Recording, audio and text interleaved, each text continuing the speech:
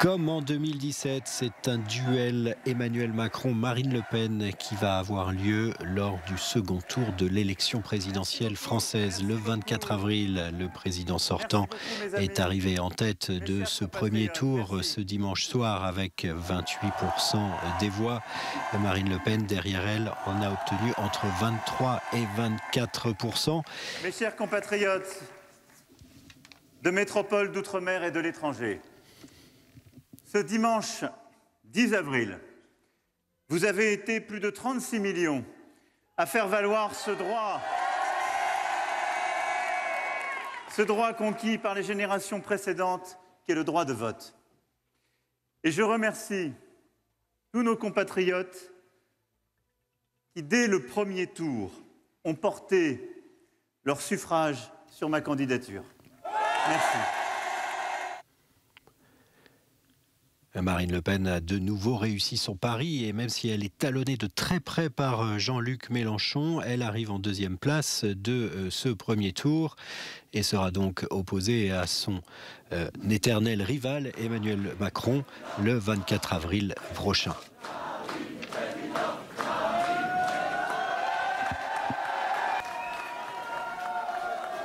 Français de métropole, Français d'outre-mer et Français du monde. Le peuple français s'est exprimé et me fait l'honneur d'être qualifié au second tour face au président sortant.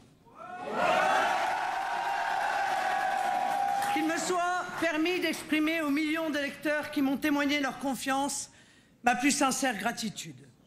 J'en mesure avec humilité toute la responsabilité. J'y vois l'espoir. L'espoir que se lèvent les forces de redressement du pays. Lors de ce premier tour, les Français ont manifestement tenu à arbitrer par le pays un choix fondamental entre deux visions opposées de l'avenir.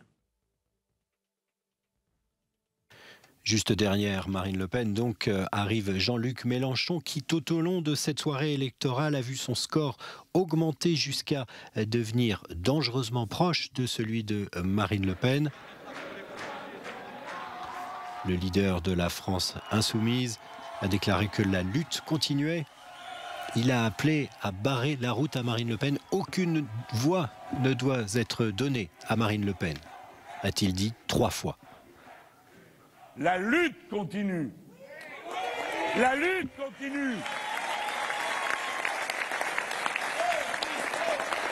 Nous disons à tous ceux qui jusque-là n'ont pas voulu l'entendre, ici est la force. Nous avons une stratégie, le pôle populaire. Nous avons un programme. Nous avons devant nous d'autres élections.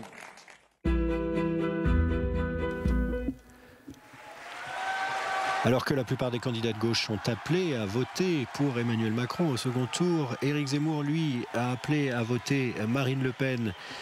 Le polémiste populiste accuse une défaite par rapport aux espoirs qu'il avait placés dans cette campagne. À m'avoir apporté vos suffrages aujourd'hui.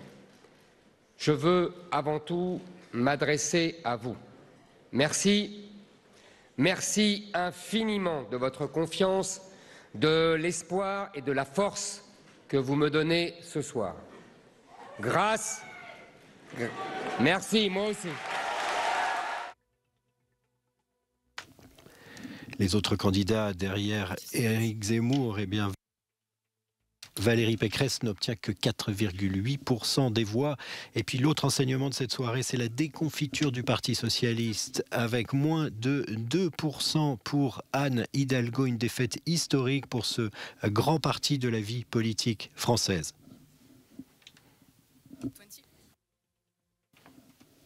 Les candidats de l'extrême gauche, Philippe Poutou et Nathalie Arthaud, s'en sortent avec 0,7% et 0,6% des voix. Le taux d'abstention, lui, reste très élevé pour un premier tour de présidentiel, 26,2%. Les forces ukrainiennes se préparent à une offensive massive alors que la Russie renforce sa puissance de feu dans l'est de l'Ukraine. Le Kremlin a déclaré son intention de libérer la région du Donbass, selon ses propres mots, dont une partie est contrôlée depuis 2014 par des séparatistes pro-russes. L'Ukraine estime que plusieurs villes pourraient être complètement détruites. La Russie poursuit par ailleurs ses bombardements sur d'autres régions. Le ministère de la Défense a affirmé dimanche avoir mené des attaques contre plus de 80 sites militaires, notamment dans la ville de Dnipro au centre-est du pays où l'aéroport a été détruit et près de Kharkiv où une vingtaine de civils seraient décédés samedi selon le gouverneur régional. Une nouvelle fois, les autorités ukrainiennes ont demandé l'aide de leurs alliés, notamment américains, pour qu'ils leur fournissent davantage d'armes et de munitions. Nous avons passé en revue toutes les armes que l'Ukraine recherche par ordre de priorité et nous avons élaboré des plans pour les livrer aussi rapidement que possible. Certaines ont déjà été livrées, d'autres sont en cours de livraison. Et nous continuerons à travailler sans relâche pour donner à l'Ukraine ce dont elle a besoin pour renforcer sa position sur le champ de bataille ainsi qu'à la table des négociations. Les services de renseignement américains ont également confirmé la nomination par la Russie d'un nouveau commandant de guerre en Ukraine, le général Alexander Dvornikov, l'un des officiers les plus expérimentés de Russie, et aussi accusé de brutalité envers des civils en Syrie. Dans le même temps, de nouveaux corps ont été exhumés d'une fosse commune à Boutcha. Selon la procureure générale d'Ukraine, Irina Venediktova, plus de 1200 corps auraient été découverts dans la région de Kiev, dont 300 à Boutcha.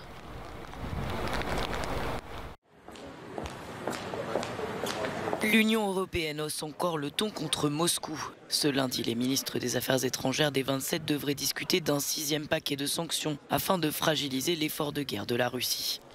Des mesures qui pourraient être plus radicales à la suite des découvertes macabres de cette semaine, notamment à Boutcha. Mais jusqu'à présent, l'Union européenne a exclu les mesures contre le gaz et le pétrole. Selon Josep Borrell, le sujet devrait être abordé, mais une proposition formelle n'est pas sur la table. L'embargo sur l'énergie russe paraît donc incertain puisqu'il divise toujours les 27. L'Allemagne, l'Italie, l'Autriche et la Hongrie étant des pays très dépendants du gaz provenant de la Russie. Pourtant, cela fait des semaines que le président ukrainien demande des sanctions puissantes, dont l'arrêt des achats de pétrole et de gaz. Il réclame également la fourniture d'armes lourdes pour résister à l'offensive annoncée dans le Donbass. En réponse, l'Union européenne a proposé de débloquer 500 millions d'euros supplémentaires pour envoyer des armes en Ukraine. Shanghai toujours à l'arrêt. La mégapole chinoise qui compte 26 millions d'habitants entre dans sa 3e semaine de confinement. Au cours des dernières 24 heures, 24 000 personnes ont été testées positives au coronavirus, la plupart asymptomatiques. Dans les hôpitaux, la situation s'améliore. 11 000 patients guéris sont sortis ce dimanche et autorisés à rentrer chez eux malgré le confinement. Confrontés à une importante flambée de cas de Covid et à la crainte de voir apparaître de nouveaux variants d'Omicron, la Chine renforce sa stratégie zéro Covid. Quelques 23 villes totalisant près de 200 millions d'habitants sont actuellement en confinement total ou partiel. En Australie, la course pour les élections est officiellement lancée. Le Premier ministre australien Scott Morrison a annoncé ce dimanche que les Australiens voteront le 21 mai prochain pour renouveler leur Parlement. Au pouvoir depuis 2018, le mandat du dirigeant conservateur a été marqué par une succession de catastrophes naturelles et la pandémie de Covid-19. Notre gouvernement n'est pas parfait et nous n'avons jamais prétendu l'être, mais nous sommes francs. Et au-delà des défauts, vous pouvez aussi voir ce que nous avons accompli pour l'Australie dans des moments extrêmement difficiles. Nous avons un programme qui permettra de créer de nombreux emplois, d'améliorer les conditions de travail et d'atteindre le taux de chômage le plus bas depuis environ 50 ans.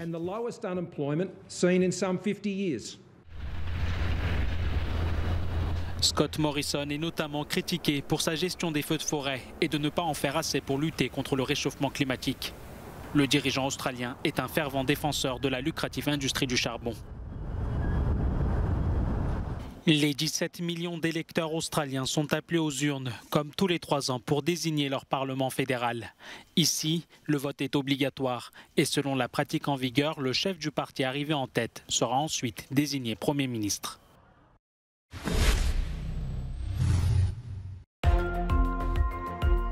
Une exposition pour montrer sa réussite nucléaire, c'est ce que l'Iran a fait ce dimanche. Parmi les objets exposés, des produits à usage médical que le pays dit avoir développés avec la technologie atomique. L'Iran insiste sur le fait que ces programmes nucléaires servent uniquement à des fins pacifiques, alors que les pourparlers visant à relancer un accord limitant son programme nucléaire restent au point mort depuis février.